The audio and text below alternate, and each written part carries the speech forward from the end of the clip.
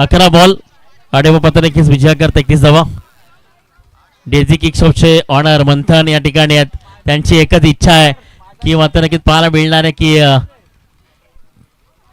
Banner काय येत नाहीये तर मागच्या दिशेनं पहिला बॉल त्यांनी पाहायला मिळते. तिथे मात्र अजूनही 11 बॉल आणि विजय करता 31 धावांचं समीकरण आहे. बॉलिंग कमाक वरती आहे मिस्टर केबल. नवीन बॅटर मैदानच्या आतमध्ये आलाय केतन.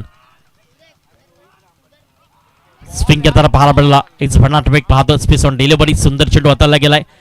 ठीक आहे बाईकची लाईट बंद करा. लाईट बंद करा. बाईक तरी फिरवा.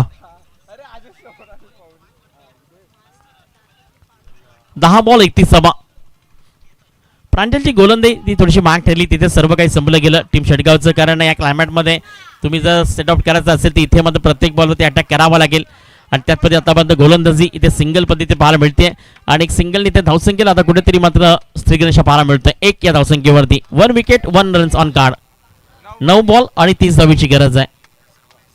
ऐकवीरा कांबे आज जबरदस्त परफॉर्मन्स पाहायला मिळाला. शेडगावने देखील खूप चांगल्या प्रकारे खेळ दर्शवला गेला. म्हणजे मॅच अजून बाकी आहे. या 3 बोर्डवरती या 3 बॉलवरती ते परफेक्ट मिडल खेळण्याचा प्रयत्न केलाय.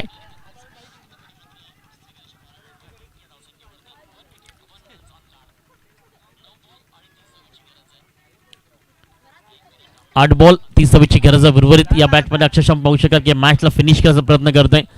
एक चांगल्या पद्धतीने पाहू शकाल की लाईनअप देखील पाहायला मिळतोय.